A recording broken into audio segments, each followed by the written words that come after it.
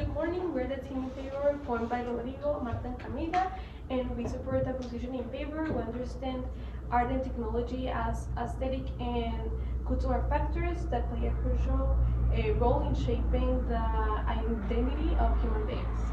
The area that we're going to talk about where art and technology intersect is this dilemma of cyborgs. For example, if a cyborg's technological components are used to enhance its human capabilities, we would argue that it is still fundamentally a human being because then technology is something natural and can be seen as a tool for furthering the evolution of our species. At the same time, we recognize that there are also ethical concerns that must be taken into account when integrating technology into the human body. It's essential to ensure the benefits of technology and the ability for everyone, regardless of their socioeconomic status or any other factor. And that is why we should respect individual autonomy and privacy, personal privacy. We are the team against, formed by Rene and me, Isabel, and we believe that the art and technology are cultural products that can be studied through aesthetics and metaphysics. And we understand that technology has the potential to enhance the human capabilities, but we believe that the integration of technology into the human body does not necessarily make a cyborg a human being. While cyborgs may have biological components, they are still machines designed to perform a specific function. Even if these machines are designed to resemble or enhance human capabilities, they are still lacking in certain aspects that make us human, such as emotions, creativity, and free will. Furthermore, humanity is rooted in more than just physical attributes. It encompasses a complex set of values, beliefs, and cultural practices that have evolved over time. While technology has undoubtedly shaped our understanding of what it means to be a human, we do not believe that it can fundamentally alter the essence of our humanity, and therefore a cyborg is not a human being.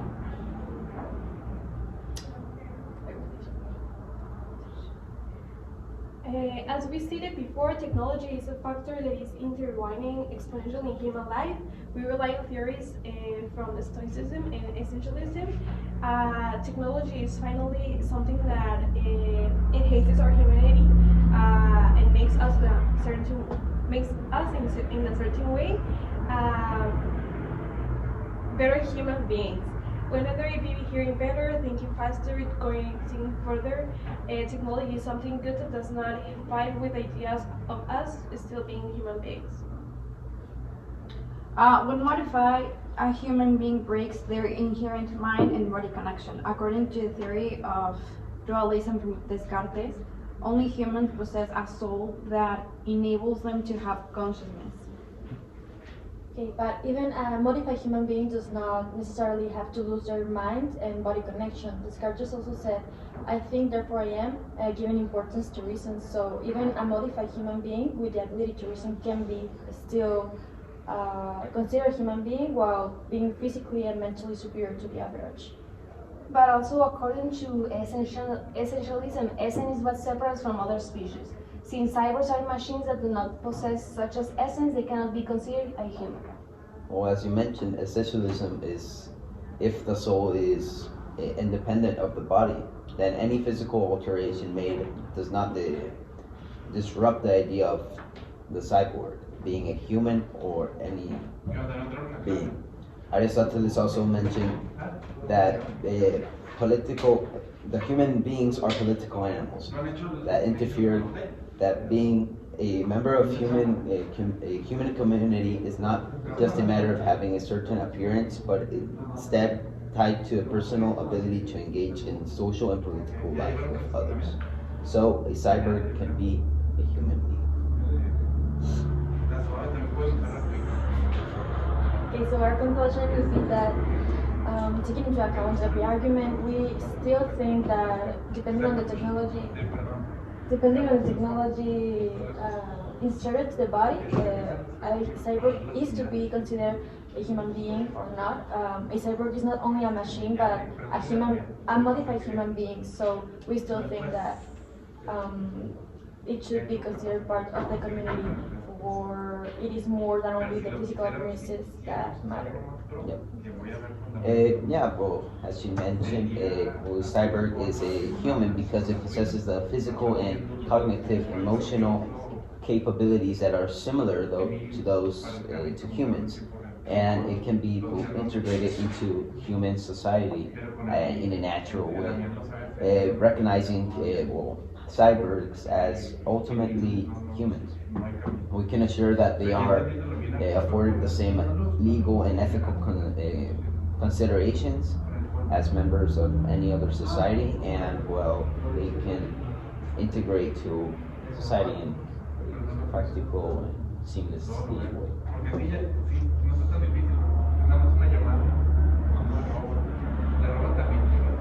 Well, our conclusions are that a cyborg may have intelligence that has been programmed by humans, like a human intelligence or whatever, but it's not a human being because it's lacked from soul or from things that are like the human. It's composed more than just intelligence. So a cyborg cannot be a human being since it only has the intelligence from the human, but not has its creativity, free will, or those elements that I already mentioned before.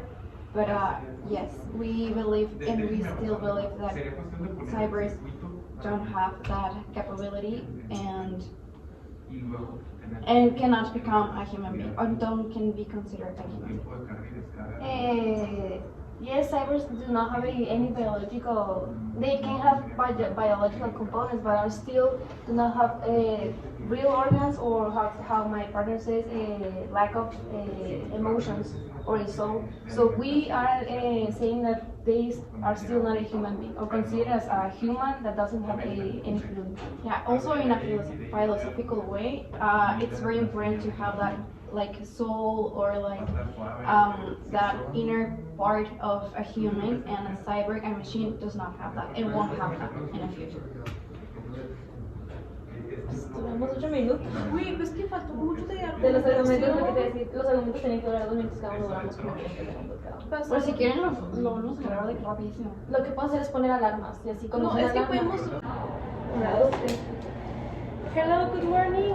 We're the team in favor of using ChatGPT, formed by Rodrigo, Marta, and Camila, and we support the position in favor because we understand the risk of using ChatGPT and other artificial intelligences, but we also believe its integration to our professional and daily lives is inevitable and even more useful there than harmful.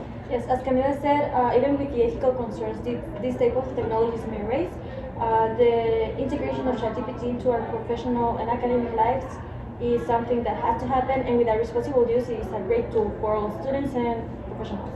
Yeah, AI has the ability to process vast amounts of data quickly and accurately, allowing for more effective and efficient problem solving and information processing, which ultimately leads to a higher or more personalized way of learning and teaching.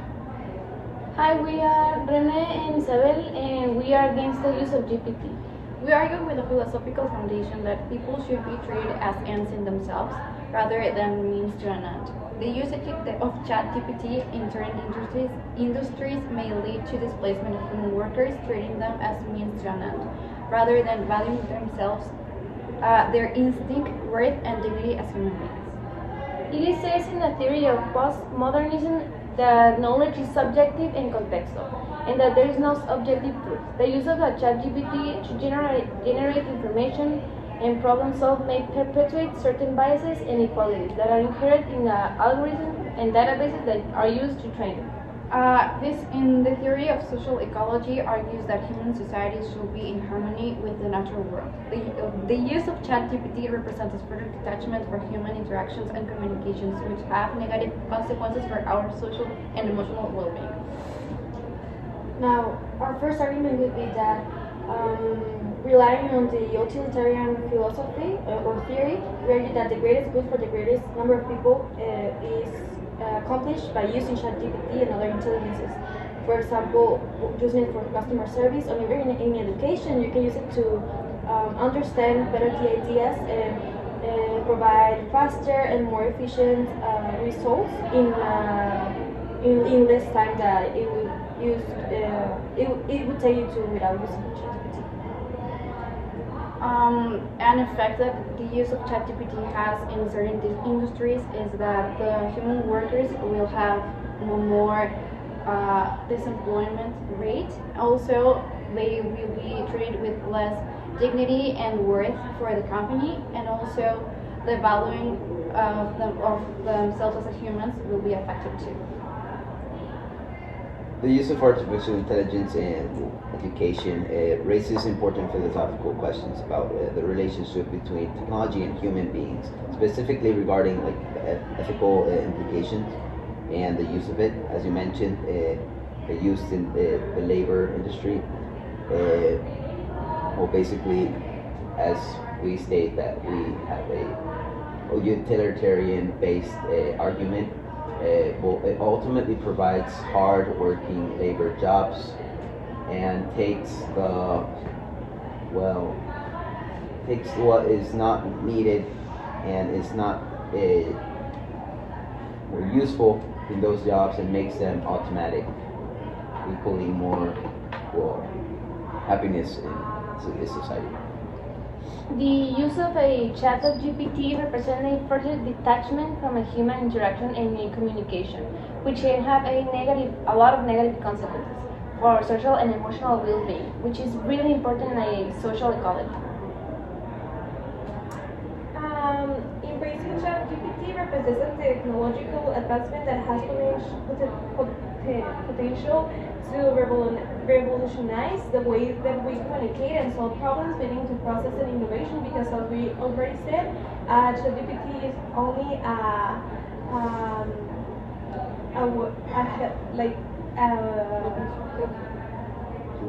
tool to help us solving problems and solving our daily problems, not a tool to solve our lives. It only helps us. As the postmodernism theory says, it can really affect and perpetuate certain biases and inequalities that are already inherent in the algorithm and databases that are used to train it, challenging the idea of an objective truth and knowledge. Right. So our conclusion would be, as stated before, that Or after the conclusion, I'm going to have the other argument. Going back to the educational purposes of ChatGPT, a study has shown that the use of AI in education and labor has had significant improvement in students and people that use jobs related to ChatGPT. For example, the study that MIT did in 2016 will prove that students had an engagement that much superior and had much better learning capabilities using AI in their studies, because it made a more tailored and effective learning experience for each student, making ultimately having like better performance and testing higher in their tests. okay, so now our conclusion would be still that ChatGPT is a technology that cannot be fight against, because we cannot use like ethical concerns against like an argument against, because doesn't every type of technology raise those ethical implications. For example, industries in its time it caused a lot of disemployment, but without it, we wouldn't be in the place we are now, according to innovation and to efficiency in fabrication and even in education. So Yeah, also it's a great tool to help us solve our problems, like I already said, and we can use it in so many good ways. And we already know that it has consequences, but we figure out that there are more good things than bad things. Yeah, the use of technology in like education requires an honest and thoughtful approach that balances the benefits and the drawbacks of technology. As we continue to integrate technology into every aspect of our lives, it's critical to engage in robust and ongoing dialogue about the impact that this technology is going to have in human society.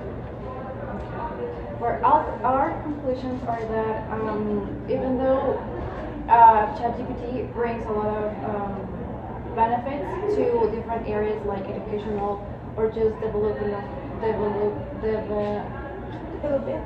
help of our society, it also has a lot of effects, negative effects on it also because we also have to stand for ethics and for other factors that the effects on the problem solve that it has. But also, even though with technology that we have right now, ethics are still affected. If we still implement ChatGPT in our problem solving making nowadays, ethics and other things will be affected even more. So what will lead us to a future for us as a society? As you say, it's a really great tool to help a society, but it's also a detachment from a human interaction and communication, and has a lot of negative consequences that can affect our social and human well-being. And we are well aware of that, but if we put things in a balance, we are well aware of that, but if we put things in a balance, I think the benefits of using this tool are bigger than the consequences. We are aware that it has a lot of consequences, but it helps us more than it affects us. Lo hubieras dicho eso en los argumentos. Así como que no, Güey, vamos yo me a